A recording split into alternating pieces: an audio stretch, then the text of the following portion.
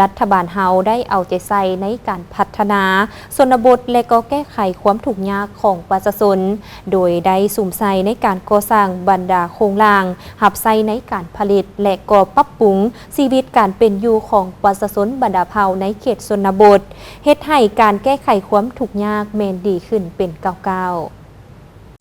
รัฐบาลได้พยายามและถือสำคัญเวียกงานการพัฒนาชนบทและแก้ไขความทุกข์ยากของประชาชนโดยได้สุ่มใส่จัดตั้งปฏิบัติบรรดามาตรการที่กำหนดไว้ในมติของสภาแห่งชาติโดยได้สุ่มใส่นำพาชี้นำในการปรับปรุงการก่อสร้างบรรดาโครงล่างหับใส่การผลิตและปรับปรุงชีวิตการเป็นอยู่ของประชาชนในเขตชนบทเขตห่างไกลซกลีกเขตเลียบตามซ้ายแดนและเขตจุดซุ่มพัฒนาชนบทใหม่ขอบเขตทั่วประเทศโดยได้ให้บุริมสิทธิ์การจัดสรรงบประมาณของรัฐพร้อมทั้งระดมการช่วยเหลือจากต่างประเทศและปลุกระดมทั่วสังคมให้มีส่วนร่วมในเวียกงานดังกล่าวหลายขึ้นผ่านการจัดตั้งปฏิบัติตัวจริงเฮ็ดให้เขตชนบทได้รับการพัฒนาเป็นก้าวๆสามารถเฮ็ดให้ครอบครัวพ้นทุกข์ในปี2024บรรลุ 9,000 ครอบครัวบ้านพ้นทุกข์ปฏิบัติได้58บ้านกว่า12ส่วนห้วยของคาดหมายที่กำหนดไว้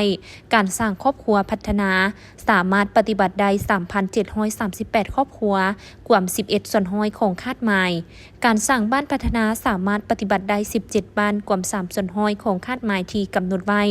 สร้างบ้านใหญ่กลายเป็นตัวเมืองชนบทได้6บ้านลื่นแผนการ50ส่วนห้อยการจัดสรรที่อยู่อาศัยให้ประชาชนสามารถปฏิบัติได้177ครอบครัวกว่า41ส่วนห้อยของคาดหมายสู่ชนกำหนดไว้นอกนี้ได้จัดสรรที่ดินที่ทำการผลิตให้ประชาชนจัดสรรอาชีพได้ 1,156 คนกว่า25ส่วนห้อยของคาดหมายสู่ชนเฮ็ดให้การพัฒนาชนบทและแก้ไขความทุกข์ยากดีขึ้นเป็นก้าวๆ